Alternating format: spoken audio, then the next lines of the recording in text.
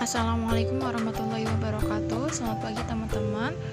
Perkenalkan, nama saya Sri Anggreni dengan NIM 1807016049, Fakultas Psikologi dan Kesehatan Psikologi 6B.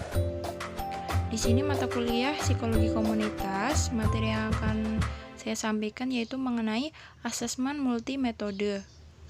Di sini saya melanjutkan dari pemateri sebelumnya. Baik teman-teman, kita masuk ke pembahasan yang pertama yaitu asesmen multimetode.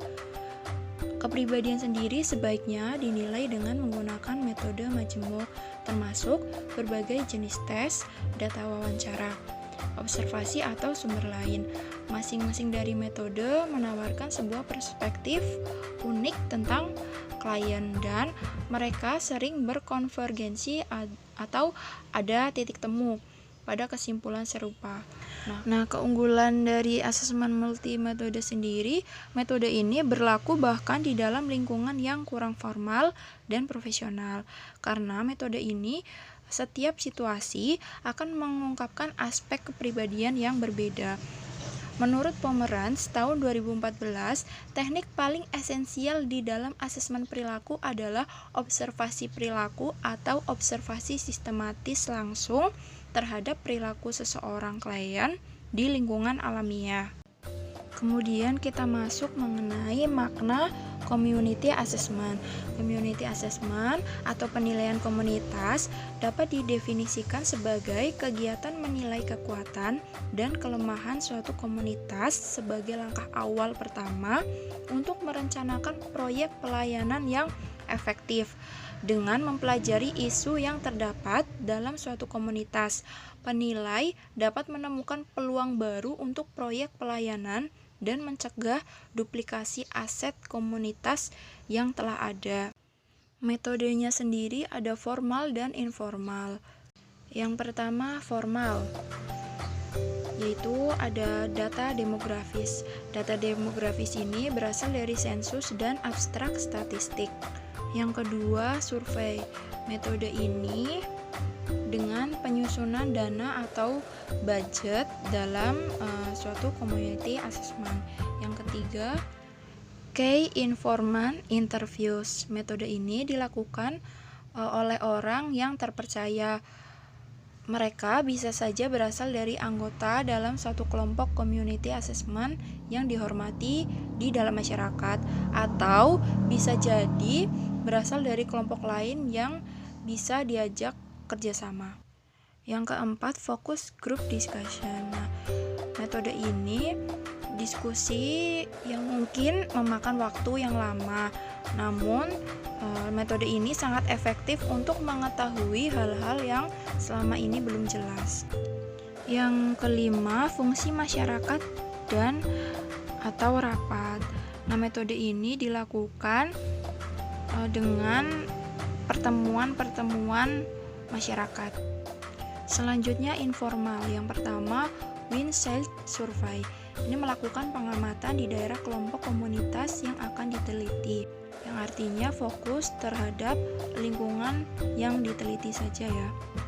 Yang kedua, berjalan-jalan di sekitar area komunitas yang akan direncanakan untuk diamati. Ini seperti melakukan pengamatan di lingkungan yang memang menjadi target. Yang ketiga ada kotak saran. Di sini memberikan kesempatan untuk masyarakat memberikan dan mengekspresikan suaranya secara tersembunyi dengan menuliskan saran tentang kebutuhan mereka yang diletakkan di dalam kotak saran. Penilaian komunitas sendiri merupakan proses mengidentifikasi kekuatan, aset, kebutuhan, dan tantangan komunitas tertentu. Aset mengacu pada keterampilan, bakat, dan kemampuan dari individu serta sumber daya yang dikontribusikan oleh lembaga lokal kepada masyarakat.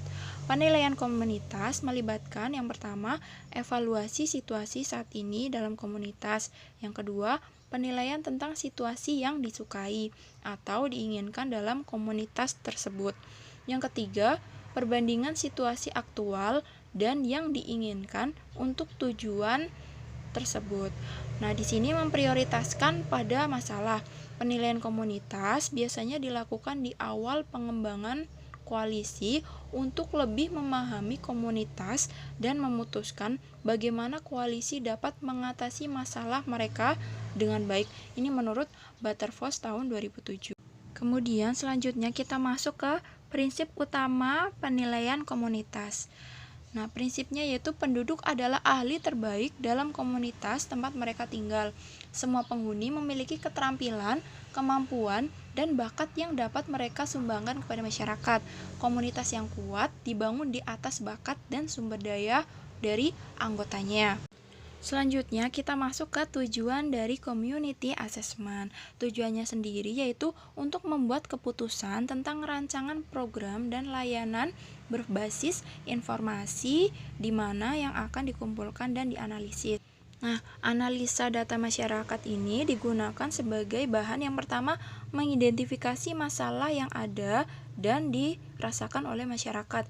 Yang kedua, menetapkan kebutuhan dari masyarakat. Yang ketiga, menetapkan kekuatan dari masyarakat atau dari komunitas itu sendiri. Kemudian kita masuk ke manfaat community assessment. Yang pertama, dapat membuat keputusan dan perencanaan. Nah, dari data yang didapat di sini, pemerintah dapat memfasilitasi suatu proses pembuatan keputusan untuk komunitas atau masyarakat. Yang kedua, pelatihan dan pengembangan sumber daya. Yang ketiga, mengembangkan sumber daya komunitas. Adanya identifikasi mengenai sumber daya komunitas. Nah, di sini pengumpulan informasi melalui community assessment dapat meningkatkan kesadaran masyarakat atau komunitas tentang sumber daya yang mereka punya. Selanjutnya yang nomor 4, advokasi atau pendampingan dan menetapkan prioritas. Yang kelima, ada respon terhadap perubahan kebijakan dan program, yaitu untuk menjawab tantangan dari perubahan dengan merumuskan tujuan dan sasaran yang tepat. Kemudian manfaat yang terakhir yaitu dapat digunakan untuk mengajukan dana tambahan. Oke teman-teman, kita masuk ke slide yang terakhir yang artinya materi pada hari ini yang saya sampaikan telah selesai. Kurang lebihnya saya mohon maaf, dan apabila ada salah-salah kata saya mohon maaf. Semoga bermanfaat. Terima kasih. Wassalamualaikum warahmatullahi wabarakatuh.